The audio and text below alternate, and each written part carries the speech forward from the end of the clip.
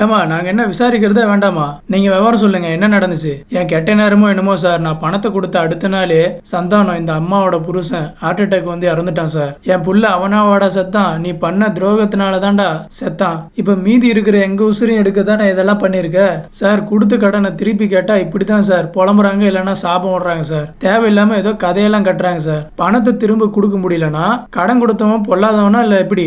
யாருக்கிட்டடா கடன் கொடுத்த சார்? பாத்தீங்களா சார், பாத்தீங்களா? உங்க முன்னாடியே இந்த பொம்பளை எப்படி அராஜகம் பண்ணுதுன்னு பாத்தீங்களா? கொஞ்சம் அமைதியா இருங்கம்மா, எங்க வேலையை எங்களை செய்ய விடுங்க. என்ன பண்ணிட்டு இருக்கீங்க சார்? கடனை சொன்ன தேதியில திரும்ப கொடுக்க முடியாட்டி இந்த வீட்டை எழுதி தர்றதா சொல்லி இந்த வீட்டு ஓனர் சந்தானம் அவர் கைப்பட எழுதி கொடுத்த பாண்டு பேப்பர் என்கிட்ட இருக்கு சார். ஒன்றும் இல்லை சார், இதில் இருக்கிறது சந்தானத்தோட கையெழுத்தா இல்லையான்னு அவங்க கிட்டே கேட்டுக்கோங்க சார். இந்த வருஷம் இந்த மாதம் 10 லட்ச ரூபா கொடுக்குறேன்னு சொன்னாரு, ஆனால் இல்லையே சார். சார் இது ஃபோர்ஜரி சார், என் அப்பாவோட கையெழுத்து மாதிரி இந்த ஆள் போட்டிருக்கான் சார். சார் இதுதான் சார் அவங்களோட பிரச்சனையே, இதுதான் சார் ஃபோர்ஜரி கும்பல. இவங்க அப்பா சந்தானத்தை நம்பி பணத்தை கொடுத்து ஏமாந்து நிற்கிற ஆளுனா அந்த ஆள் இறந்ததுக்கு அப்புறம் இவங்களுக்காக இறக்கப்பட்டு நான் எது கேட்காம இருந்தேன் சார். நானும் எவ்வளோ நாள் தான் சார் கேட்காம இருக்க முடியும்? கொடுக்குறேன்னு இப்போ பார்த்தீங்கன்னா எங்க அப்பா எப்போ உங்ககிட்ட பணம் வாங்கினாரு அப்படின்னு பிளேட் அப்படியே மாத்துறாங்க சார். ஃப்ராடு கும்பல் சார், ஃப்ராடு கும்பல் சார். இந்த மாதிரிலாம் பண்ண என்னோட பணத்துக்கு என்னதான் சார் வழி? டே வயிறு எரிஞ்சு சொல்றேன்டா, நீ பண்ற பாவத்துக்கெல்லாம் உன் பிள்ளைங்க தலையில தான் எழுதி வைக்க போற சார். பாத்தீங்களா சார் என்ன பேசுறாங்க பாத்தீங்களா? ஏமா என்னமா பேசுறீங்க? வயசுக்கு தகுந்த மாதிரி பேசுங்க. இப்படியே பேசுவாங்க. இப்படிதான் சார் நம்பி பணத்தை கொடுத்துட்டு சாபம் வாங்கி நிக்கிறேன். Full negativity face sir. ஐயோ நீங்களே இதுக்கு ஒரு வழி சொல்லுங்க சார். சார் நம்புற மாதிரி அந்த ஆள் வந்து பொய் சொல்றாரு சார். இதே மாதிரிதான் பொய் சொல்லி எங்க தோட்டத்தை எழுதி வாங்கிக்கிட்டாரு. இதனாலதான் எங்க அப்பா ஹார்ட் அட்டாக்ல இறந்தாரு. அந்த கேஸ கூட நீங்க தானே சார் விசாரிச்சீங்க? நீங்க தானே சார் இந்த ஆளை ஜெயில போட்டீங்க. ஏமா கொஞ்சம் இருமா, எப்பவோ நடந்த கேஸ ஞாபகம் இருக்கான்னு கேட்டா நான் எத்தனை கேஸ பாப்பேன். இத பாருமா, நீங்க 2 பேரும் ஆளுக்கு சண்டை போட்டுட்டே இருக்கீங்க. சார் ஒன்னு சொல்றாரு, நீ ஒன்னு சொல்ற. பணம் வாங்கியிருந்தா பணத்தை அடைச்சிட்டு வீட்டை மீட்டுக்கங்க, இல்ல அவர் பொய் சொல்றாருன்னு வச்சுக்கோங்க, கோர்ட்டு மூலமா சரி பண்ணிட்டு போங்க. அதை விட்டுட்டு ஆளுக்கு பப்ளிக் முன்னாடி இந்த மாதிரி பண்ணிட்டு இருக்கீங்க. இத பாருங்க, 2 பேருக்கு நான் சொல்றேன், இதுதான் லாஸ்ட் வார்னிங். மறுபடியும் சத்தம் வந்துச்சு நான் வேற மாதிரி விசாரிப்பேன். உனக்கு தான் ஏன் சொல்றேன். Okay sir. சாரதா காலையில இருந்து ஒன்னும் சாப்பிடாம இருக்க, கண்ணெல்லாம் கரகம் கட்டி இருக்கு பாரு. அவனும் அங்க இருந்து நகர மாட்டேன்னு குத்துக்கல்லாட்டு உட்காந்துட்டு இருக்கான். போலீஸும் கோர்ட்டுக்கு போங்கன்னு சொல்லிட்டு போயிட்டாங்க. இன்னும் எவ்வளவு நேரம் தான் வெளியில நிக்கிறது? எல்லாரும் வாங்க சாந்தி வீட்டுக்கு போலாம். சாந்தி பொழுது சாயறதுக்குள்ள வந்துருவேன்னு சொன்னான். இல்லத்த என்ன ஆனாலும் சரி, இந்த ஆள் இந்த இடத்த விட்டு அனுப்பாம இந்த ஒரு அடியோட எடுத்து வைக்க மாட்டேன். குமரா, இந்த நேரத்துல ஏதாவது சாப்பாடு கிடைக்குமாடா? ஏதாவது கிடைச்சா வாங்கிட்டு வாடா. எவ்வளவு நேரம் தான் பசியை தாங்கிட்டு இருப்பா. சாரதா சாப்பிட்டோம், எனக்கு ஒன்னும் வேணாம். தங்கச்சி நம்ம பிரச்சனைக்காக ஏமா வயிற்று காய போடுற? அது வேற இது வேற. சாப்பிட்டாதான் தெம்பா இருக்க முடியும். டைலரே, நம்ம பஸ் ஸ்டாண்ட் பக்கத்துல அலங்காநல்லூர் ஒரு பரோட்டா கடை இருக்கு, தெரியும்ல? நீ இந்த ஊருக்காரன் தான், உனக்கு தெரியாம இருக்குமா? அங்க நான் சொன்னேன்னு பரோட்டா வாங்கிட்டு வந்து கொடு. நல்லா காரசாரமா டேஸ்டா இருக்கும். நல்லா தின்னுட்டு பஞ்சு பேசட்டும். விளங்காதவனே, சிரிக்காதடா, சீரழிஞ்சு போயிடுவேன். சரி கோவப்படாத, வயசான காலத்துல கத்திக்கிட்டேன். டைலரு என்ன இன்னும் பாத்துட்டு இருக்கிற? போற வழியில சிக்கன் கிரேவியும் சிக்கன் பக்கோடாவும் வாங்கிட்டு வந்துரு. இந்த கிளைமேட்டுக்கு தொட்டுக்க செம்மையா இருக்கும். தங்கச்சி வெளியில உட்காந்து நிலா சோறு சாப்பிட்டோம். நிலா பரோட்டா சாப்பிட்டோம். அதான் இன்னும் கொஞ்ச நேரத்துல இருட்டு போகுது இல்ல, நீ போயிட்டு வரதுக்குள்ள நிலா வந்துடும். பாத்துக்க காவேரி, நான் போய் சாப்பாடு வாங்கிட்டு வந்துடுறேன். ஹலோ, சொல்லு. அப்படியா? சரி வரேன். டேய், வீட்டுக்கு ஒரு கெஸ்ட் வந்திருக்காங்க, நான் கிளம்புறேன். வீட்டுக்குள்ள விடாதீங்கடா.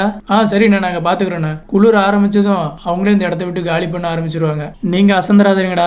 சரிண்ணா, நாங்க பாத்துக்கிறோம். ஒரு நிமிஷம். என்னையா தங்கச்சி, இந்த வீடு எழுதி கொடுக்கலான்னு முடிவு பண்ணிட்டியா? உனக்கு நாங்க என்னதான் பாவம் பண்ணோம்? என் புருஷனை தான் கொண்டுட்ட. என் பிள்ளைங்களையாவது நிம்மதியா வாழ விட மாட்டியா? எங்களுக்கு சொத்துன்னு ஒண்ணு இருக்குதுன்னா அது இந்த வீடு மட்டும்தான். இதையும் புடிங்குவேன்னு சொல்லி அராஜகம் பண்றியே, உனக்கு மனசாட்சியே இல்லையா? இல்ல, இப்ப என்ன அதுக்கு? வந்ததுல இருந்து வீராப்பா பேசிட்டு இருந்த, இப்ப என்ன கெஞ்சி அழுவுற மாதிரி பேசுற? உங்ககிட்ட இதுக்கு மேல போராட என்கிட்ட தெம்பு இல்ல. உன் காலில் வேணாலும் விளையாடுறேன். என்னமா பண்ற? எவன் காலிலமா போய் விழுவுற? உயிரே போனாலையும் இவன் காலெல்லாம் நீ போய் விழலாமா? சாரதா, என்னடி பண்ற? என்னால முடியல. இந்த ஆளை மீறி எதுவுமே என்னால பண்ண முடியல. கோர்ட்டு கேஸ்ன்னு அலையறதுக்கு என்கிட்ட திராணி இல்லாத. உன்னை யாருமா அலைய சொன்னா? இந்த வீட்டை நான் மீட்டு தரேன். இந்த ஆளெல்லாம் ஒன்னும் பண்ண முடியாதுமா. கோர்ட்டு கேஸ்ன்னு போகாமே இந்த வீடு நம்ம கிட்ட வந்து சேரும்.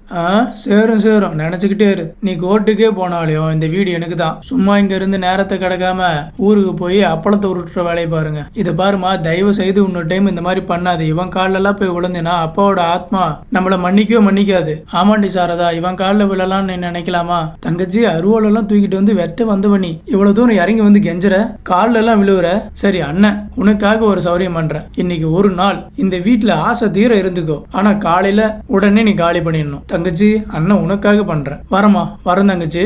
ஆத்தா வரேன் ஆத்தா. என்ன யமுனா, நான் தான் விஜய். ஏதோ தெரியாத ஆளை பாக்குற மாதிரி பேய் அடைச்ச மாதிரி நிக்கிற. ஹாய் நவீன். வாங்க விஜய். என்ன நவீன், யமுனா வாங்கன்னு கூட சொல்லாம அப்படி யோசிக்குது. வாங்கன்னு சொல்லிட்டு அவங்க அம்மாவுக்கு பிடிக்காம போயிடுமோன்னு பயமா நவீன் மனசுக்குள்ள நினைக்கிறாரு. உங்களை போலீஸ்ல மாட்டி விட்டதே அவதான். என்ன நவீன்?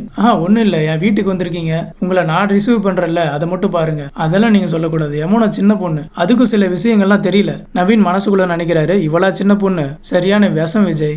யமுனா, நான் சும்மா தான் சொன்னேன், உன்னை பத்தி கம்ப்ளைண்ட் பண்ணிட்டு இருக்கிறதா யோசிக்காத. இல்ல அதெல்லாம் ஒண்ணும் இல்ல, நீங்க பேசிட்டு இருங்க, நான் போய் டீயை போட்டு எடுத்துட்டு வரேன். பழைய யமுனா மாதிரி இல்லாம புது யமுனாவா உங்ககிட்ட எதிர்பார்க்கறேன். நல்லா ஃப்ரெஷ்ஷா போட்டு எடுத்துட்டு வா. யமுனா மனசுக்குள்ள நினைக்கிறாங்க, கொடைக்கானல்ல இருந்து காவேரி வந்ததும் இவர் மேல பிரஷர் போட்டு அனுப்பி வச்சிடணும், இல்லைன்னா என் வாழ்க்கை காலி ஆயிடும். சொல்லுங்க விஜய், என்ன திடீர்னு இந்த பக்கம் போன் கூட பண்ணாம வந்திருக்கீங்க?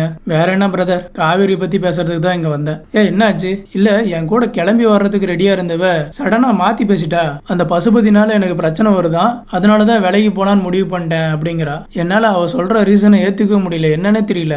இப்படி ஒரு முடிவு எடுத்தா நான் அவளை விட்டு எப்படி விலகி இருப்பேன் அப்படின்னு யோசிக்கிறேன்னு எனக்கு ஒன்றும் புரியல. இதுல ஏதோ ஒன்று இருக்கு நவீன், காவேரி என்கிட்ட ஏதோ மறைக்கிறா. அதான் உங்களுக்கு ஏதாவது தெரியுமான்னு கேட்க தான் வந்தேன். யமுனா மனசுக்குள்ள நினைக்கிறாங்க, அவர் எப்படி சொல்லுவாரு, காவேரி உங்க கூட வந்துட்டா இவர் கூட அவளால சுத்த முடியாது. நான் குமரங்கட்டையும் கேட்டேன், அவரும் எதுவுமே சொல்ல மாட்டேங்கிறாரு. ஆனா என் பாட்டி ஏதோ பேசினதை வச்சு காவேரி யோசிக்கிறாளா அப்படின்னு கேட்டதுக்கு அவரும் கன்ஃபியூஸ்டா ஒரு பதில் சொல்றாரு. காவேரி கிட்ட அதை பத்தி கேட்டேன், ஆனா அவ அதெல்லாம் இல்லைன்னு சொல்றா. நான் 2 நாளா டைம் கொடுத்துருக்கேன், ஆனா அவ திரும்பவும் அதே பதில சொல்லுவான்னு தாட்டம் எனக்குள்ள இருக்கு. என்ன பிரச்சனை, என்ன ரீசன் தெரிஞ்சா இது சரி பண்ணலாம். அதை பத்தி கேட்க தான் நான் உங்ககிட்ட வந்தேன் நவீன். ஏதாவது தெரிஞ்சா சொல்லுங்க நவீன். நவீன் என்னாச்சு?